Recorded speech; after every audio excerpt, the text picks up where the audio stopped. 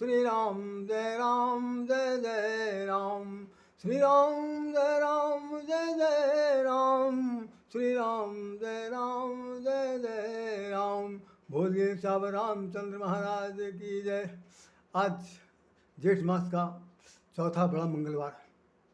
बहुत कुछ जीवन में कहने सुनने के लिए रह जाता है। कम से कम हमारे परम पूज्य जगत गुरु कह सकते हैं उन्हें, जैसे गोस्वामी तुलसीदास ने जब उन्हें लिख दिया कि कृपा करो गुरुदेव की नहीं, तो वो गुरुदेव की तरह कृपा करने वाले हनुमान जी महाराज का आज चौथे मंगलवार के रूप में उनका जन्मदिन मनाया जा रहा है। जन्मदिन भी कह सकते हैं, यूँ कह सकते हैं कि भाई उनकी पूजा अर्चना जो जो कुछ है वो सब उनके प्रति निमित्त सारा संसार नतमस्तक है, अपने ढंग से उनको मना रहा। आज मैं ये बात बताने के लिए यहाँ पर आपके सामने उपस्थित हूँ, और मेरी बड़ी इच्छा थी कि काफ़ी दिनों से पिछले मंगलवार को हमारा ये एपिसोड नहीं बन पाया, केवल इसलिए कि इसमें स्पेस नहीं था। तो मैं अभी थोड़ा सा बड़ी कृपा हुई है कि भाई 10-5 मिनट के लिए मैं बोल पाऊँगा। लेकिन निश्चित रूप से बता दूँ कि जो एक शब्द है रामचरितमानस में, गोस्वामी तुलसीदास ने भगवान हनुमान जी महाराज के चारित्रिक अभिनय को, चारित्रिक चित्रों को प्रस्तुत करते हुए उन्होंने 6 जगह पर यह बताया कि उन्होंने अपनी लघुता का धारण किया। आप ध्यान रखिएगा मेरे मित्र, मेरे सहयोगी, मेरे परम प्रिय, मेरे स्नेही बंधुओं, मेरे आत्मीयजन, कि सचमुच ये है कि संसार में सब कुछ संभव हो सकता है, सब कुछ संभव हो सकता है, लेकिन आदमी इतनी आसानी से लघुता को धारण नहीं कर सकता। ये मेरा अपना अनुमान कि छोटे से छोटा व्यक्ति भी है, वो भी दम्भ का सहारा लेता है, जो वो नहीं है उससे कहीं अधिक अपने को प्रस्तुत करने के लिए उद्यत रहता है। और जो बड़े हैं तो उनका तो कहना क्या, वो तो अपने बड़े में फूले नहीं समाते भाई। उनको तो अगर राजा महाराजा और देश का सबसे बड़ा उच्च से उच्च पद भी दे दिया जाए, उसके बाद भी वो कहेंगे भाई अभी तो कुछ बाकी है। तो निश्चित रूप से जहाँ पर सब कुछ प्राप्त हो जाए और उसके बाद भी अंदर से ऐसा लगे कि भाई कुछ खालीपन रह गया, और उनके अंदर केवल बड़प्पन ही बड़प्पन दिखेगा, भाई मुझे कोई बड़ा कहे, मुझे कोई बहुत बड़ा भगवान जैसा समझे, मुझे कोई देवत्व तुल्य समझे। इस तरह की जो भावनाएं जहाँ पर आती हैं वहाँ पर लघुता नहीं रहती। लघुता का तात्पर्य सिर्फ यहाँ पर यह लघु माने छोटा, और उसका विलोम जो है, उल्टा जो है वो दीर्घ माने बड़ा। तो छोटा और बड़ा बनने के लिए तो सब लोग उतावले हैं, लेकिन बड़े से बड़ा व्यक्ति यदि छोटा बनकर दिखा दे तो वो कहीं अगर चारित्रिक विश्लेषण में देखा जा सकता है तो सबसे ज़्यादा यही हो सकता है कि वो हनुमान जी ने हमको अपने चरित्र के द्वारा, अपने अभिनय के द्वारा, अपने कूटनीतिक राजनीति के द्वारा, और यहाँ तक कि कहना चाहिए अपनी बुद्धि विवेक के द्वारा जो हमें शिक्षा दी है वो अनुप्राणातीत है। यद्यपि लघु शब्द पर बोलने के लिए पूरे सालों बोला जा सकता है, लेकिन फिर भी कम पड़ जाएगा। हम तो आपसे सिर्फ इतना कहना चाहते हैं कि लघु रूप कहाँ पर भगवान हनुमान जी ने धारण किया। तो 6-7 चौपाइयाँ पहले मैं उनको पढ़ कर सुना देता हूँ, उसके बाद फिर मैं आपसे वर्णन करूँगा, क्योंकि फिर वो समय नहीं रह जाएगा उसमें वर्णन करने के लिए। तो सबसे पहले उन्होंने कब किया कि जब वो लंका प्रवेश कर रहे हैं, लंका में प्रवेश कर चुके हैं, और प्रवेश करने के बाद ये है कि उनकी बुद्धि विवेक की परीक्षा लेने के लिए अहिन के माता पठवा पुनि, उन्होंने देवताओं ने सांपों की माँ जो सुरसा नाम की राक्षस थी उसको भेजा कि तुम जाओ और जा करके पता करो कि वास्तव में ये लंका में जा रहे हैं, ये लंका में जाने लायक हैं भी कि नहीं है, या वहाँ जा करके अपने इनकी बुद्धि काम करेगी नहीं कि वहाँ जाकर बाद बुद्धि इनकी कुंड हो जाए, कुछ न कर पाए। तो राम काज कीने मेरा मोह कहाँ विश्राम, ये तो कहना चाहते हैं लेकिन सचमुच कह पा रहे हैं। तो इसको परीक्षा लेने के लिए वहाँ भेजा गया। उस जगह पर गोस्वामी जी ने बहुत सुंदर ढंग से लिखा। तो ये बताना चाहते हैं कि लघुता कहाँ धारण किया जाना चाहिए। जब कभी आपके सामने कोई ऐसी विशिष्ट विषमता प्रतिकूलता आ जाए कि भाई कोई व्यक्ति जो है अपनी जिद पर अड़ा हुआ है और उसकी जिद के सामने आपकी नहीं चल रही है और आपको अपना काम निकालना बहुत अपरिहार्य हो गया है, ऐसी स्थिति में यह है कि भाई अगर छोटा बन के ही काम निकाला जा सकता है तो चलो भाई सीरियस कर, अर्थात नम्रता के साथ अपने अहमता को शून्य करके जो काम किया जा सकता है उसके अंदर लघुता का सबसे बड़ा प्रयोग किया गया। हमारे आपके जीवन में लघुता का बहुत बड़ा अभाव है। हम लोग लघु नहीं होना चाहते हैं, हमेशा दीर्घ बड़े से बड़े बनकर दिखाना चाहते हैं कि लोग हमारी स्तुति करें, मेरी प्रार्थना करें, मेरी आरती उतारें, मेरी प्रशंसा में 4 चांद लगाएं। ये सब चीज़ें जो दीर्घता के सब प्रतीक हैं, लेकिन लघुता में कुछ नहीं है। हम कुछ नहीं है जी, जो कुछ है सब ईश्वर है, सब ईश्वर की कृपा से है। यही लघुता का एक सबसे बड़ा प्रमाण है। और गोस्वामी जी ने लिखा कि जिस वक्त भगवान राम काम के लिए निकलते हैं। तो हनुमान जी ने सबसे पहले क्या लिखा कि जब सुरसा ने कि जस जस सुरसा बदन बढ़ावा तास दुगन कप रूप दिखावा। जस जस सुरसा बदन बढ़ावा तास दुगन कपि रूप दिखावा। सोरा जोजन मुख तई पठऊ ओ तुरत पवन सुत बत्तीस भयऊ। लेकिन उसके बाद जब देखा कि 32 हो जाने के बाद भी काम नहीं चल रहा, अब आप जरा देखिए इस वहाँ अगर हम इस प्रसंग को और आगे बढ़ाते हैं तो थोड़ा समय ज़्यादा लग जाएगा कि 16 और 32 क्या है। उस वक्त 16 आने 32 आने चलते थे, आजकल आना पाई चल रहा। तो आप ये समझ लीजिए कि 100% 16 माने 1 रुपया, तो 1 रुपया माने 100 पैसा कि 100% जब उसने अपना मुंह फैला लिया अपना, इसे लोकेशना कहते हैं। हमारे स्वामी रामशंकर जी महाराज ने बताया था लोकेशना, जिसके अंदर इतनी प्रशंसा की तीव्रता बढ़ जाए कि वो आसमान छूने तक की बात करने लगे। तो उस समय वो हनुमान जी ने 32 कर दिया अपने आप को, 200%, 200% बढ़ गए। इतने भारी भारी हो गए कि भाई उसके मुंह में समा ही नहीं सकते। लेकिन उन्होंने कहा इससे भी काम नहीं चलेगा, वो अभी 400 करेगी, फिर हम 800 करेंगे, फिर 1600 करेंगे, ऐसे कब तक काम चलेगा। लेकिन हमें तो जाना है अपने स्वामी की क्या स्वामी जी की के काम के लिए निकलना है। ऐसी स्थिति में उन्होंने क्या किया कि प्रति तिलक रूप धरो सत जो जन तहि आनन कीना तिलक रूप पवन सुत कीना।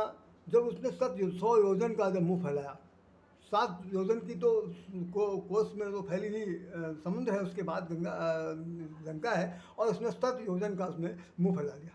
तो हनुमान जी ने कहा कि अभी तो भीषण लड़ाई होगी, हम नहीं, ना हम हारेंगे ना ये हारेगी, और ऐसी स्थिति में हार तो बनना बड़ा मुश्किल काम। इससे अच्छा ये है कि हम ही क्यों ना छोटे बन जाएं। तो इसलिए छोटे बनने का मतलब कि हम अपना काम निकालने के लिए कितनी विनम्रता धारण कर सकते हैं। ये गोस्वामी जी लिख रहे हैं कि हनुमान जी ने क्या किया कि अति लघु रूप पवन सुत कीना असत जो जन तहि आनन कीना अति लघु रूप पवन सुत कीना। हनुमान जी ने तुरंत लघुता रूप धारण कर लिया। यहाँ पर ये बहुत बड़ी शिक्षा मिलती है कि जब कभी आपके सामने ऐसी कोई विघ्न बाधा आ जाए, ऐसा व्यवधान उत्पन्न हो जाए कि वो व्यवधान किसी कीमत पर टाले न टले और आपका काम बिगड़ने वाला हो, ऐसी स्थिति में है कि समझौता कर लेना चाहिए। यहाँ पर समझौता शब्द मैं कह जरूर रहा हूँ, लेकिन यह समझौता भी वास्तव में नहीं है। सच्चाई ये है कि काम निकालने के लिए कितना हम विनम्र हो सकते हैं, उसके सामने में माफ़ी मांग ले, भाई तुम बड़े हम ही छोटे, कहने में क्या जाता है। अगर हमारा काम निकल रहा है तो किसी बड़े आदमी को बड़ा है नहीं है हमारी बड़ा से, सिर्फ ये है कि हम उसके सामने अपने को छोटे बना लें ताकि हमारा आगे बढ़ने का मौका मिल जाए। तो ये सबसे पहला उन्होंने मौका निकाला। फिर दूसरी जगह पर क्या कहा देखते हैं कि जब अब वहाँ से तो उसने कहा कि देख बुद्धि बल निपुण में कहो जान, उन्होंने सुरसा ने उनको आशीर्वाद दे दिया कि राम काज तुम करोगे, ऐसा हमने परीक्षा तुम्हारी ले ली, तुम उसमें सफल हो गए। अब हनुमान जी का आगे बढ़ने के लिए क्रम शुरू होता है। तो गोस्वामी जी लिख रहे हैं कि पुर रखवारे देख बहु कपिमन कीन विचार अति लघु रूप धरो निसी नगर करो पैसा। तो उन्होंने जब देखा कि रात्रि का समय हो गया, सब तरफ पहरेदारी चल रही है, अब ऐसे हम दूसरे के नगर में जा रहे हैं, अब वहाँ पर भी आंकड़ का चले कि भाई मेरे बराबर कोई नहीं, मैं तो भाई बलशाली हूँ, मैं तो बड़ा विक्रम हूँ, वहाँ तो महावीर हूँ, वहाँ तो अतुल्य बलधाम हूँ। तो इस तरह से काम नहीं चलेगा। वहाँ तो यह है कि अपना काम निकालने के लिए रात का समय है, और रात के समय में कहाँ गुजरेंगे, कहाँ बैठेंगे, किस तरह करेंगे। अब यहाँ अपरिचित शहर में आए हैं, कुछ तो सोचना पड़ेगा। ऐसी स्थिति में उन्होंने कहा कि छोटे बन करके चलो भाई, अगर कोई पूछ पाछ भी ले तो छोटा सा बंदर समझ करके लोग, अरे भाई चाहो रात बिरात कोई बंदर होगा कहीं घूम फिर के इधर बहक गया है तो चलो काम निकल जाएगा, लेकिन हम अपने लक्ष्य तक पहुँच जाएंगे। तो उस लक्ष्य तक पहुँचने के लिए किसी दूसरे नगर में, अपरिचित शहर में अपने आप को कैसे समायोजित किया जा सकता है। ये गोस्वामी जी लिख रहे हैं कि अतिलघ रूप धरो निशि। रात्रि में उन्होंने छोटा सा रूप बनाया और नगर में प्रवेश कर लिया। एक लघुता का प्रमाण आपने देख लिया, सुरसा के संदर्भ में आपने देख लिया। अब दूसरे के नगर में जा रहे हैं, हम भी कभी किसी के शहर में जाएं, शहर के सीमा में प्रवेश करें, इसके बाद यह उनको कह लीजिए दूसरे के नगर में जाने के बाद वहाँ हम अपनी आंकड़ा दिखावें कि हम तो लखनऊ से आए, हमारे बराबर कोई रिवायत नहीं झाड़ता, तो भाई इससे तो काम नहीं चलने वाला। भाई कोई किसी का जहाँ पर गया है, जैसा देश वैसा भेष, आपको हर तरह से अपने आप को एडजस्ट करके अपने आप को कहीं लघु कहीं दीर्घ बना करके चलना पड़ेगा। ये उनकी शिक्षा नीति है, और उस नीति से वो हम सब लोगों को अपने अभिनय के द्वारा अपने चारित्रिक दृष्टिकोण के बारे में बताते हैं। फिर इसके बाद एक है कि जब वहाँ पर गए और जाने के बाद देखा कि भाई नगर के अंदर सवेरा हुआ, प्रातःकाल वो विभीषण के देते भवन एक पुण्य दीख सिहावा, हर मंदिर ता भिन्न बनावा। रामायुध अंकित ग्रह, शोभा वर्ण ने जाए, नौ तिलस्का बिंद्र बहु, देख हर्ष कपड़ाए। हनुमान जी को बड़ा खुशी भी करे। सुबह 4 बजे का समय है, जहाँ पर मैं आया हूँ तो बिल्कुल लंका निश्चर निकर निवासा। अरे यहाँ राक्षसों की नगरी है, यहाँ सज्जन पुरुष कहाँ आ गया कि सुबह सुबह घंटी बजा रहा। सुबह सुबह राम राम कर रहा, तो उन्होंने राम राम करना शुरू किया। और राम राम करते ही विभीषण जाग गए। जागने के बाद उन दोनों के बीच में अपना वार्तालाप हुई, बहुत ही विचार विनिमय हुआ। फिर उन्होंने अपने आने का कारण पूछा। आने कारण पूछा तो हनुमान जी ने जो कारण बताया, वो कहा कि मैं जानकी जी की खोज में यहाँ आया हूँ, आप भगवान के भक्त हैं, तो आप भक्त हैं तो हमारी भी सहायता कीजिए। देखिए किस तरह से उन्होंने विनम्रता की कि हमारी भी सहायता कीजिए, क्योंकि आप भक्त हैं और भक्त से होए साधु ते होए न जो कारज हानि, ये उन्होंने पहले से निर्णय ले लिया। और सच्चाई है कि जो एक संत पुरुष होता है, जो सहायदाई होता है, विनम्रशील होता है, उसको किसी से कोई लेना देना नहीं होता, वो किसी का अनिष्ट नहीं चाहता। तो विभीषण ने उनको एक युक्ति बताई, एक तरीका बताया कैसे जानकी जी के तक पहुंच सकते हैं। तो पहुंचने के देखिए वहाँ पर भी उन्होंने क्या किया, करी सुई रूप गया पुनि तहावा, वही रूप, करी सोई, सोई माने वही, करी सोई रूप गयो पुनि तहावा, बन अशोक सीता जहरावा। जानकी जी जिस वन में, जिस अशोक वाटिका के नीचे बैठी हुई हैं, वहाँ पर वो जाते हैं तो वही छोटा सा रूप बना के जाते हैं, क्योंकि वहाँ भाई बड़े बड़े पेड़ पौधे लगे हैं, बड़े बड़े विशाल वहाँ राक्षसियाँ होंगी उनकी, जैसा कि उन्हें बताया होगा कि उनका देख रेख करने वाले उनकी पहरेदारी में लगे होंगे। उनके बीच में भी बहुत बड़ा भारी बन करके जाना जरा सा ठीक नहीं लगता कि अभी तो काम बना नहीं, वहीं से लातम घुसा चलने लगे तो सारा काम बिगड़ जाएगा। ऐसी स्थिति में कितनी सावधानी बरती जा सकती है। हनुमान जी ने अपने आप को बहुत छोटा बना लिया। छोटा माने अपने आप को विनम्रता के साथ, विनम्रता को भी मैं यूँ ही कहना चाहता हूँ, इस तरह से चलना चाहते हैं कि किसी को कुछ ये भी ना लगे कि कोई बहुत बड़ा भयंकर आ गया, किसी को ये भी नहीं मालूम पड़े कि भाई कोई बहुत ही छोटा है, किसी काम का नहीं। मतलब हमें अपना काम भी निकालना है और दूसरे का भेद भी लेना है और वापस भी लौटना। सारी चीज़ों को देखते हुए अपना काम कैसे निकालें, ये गोस्वामी जी बता रहे हैं।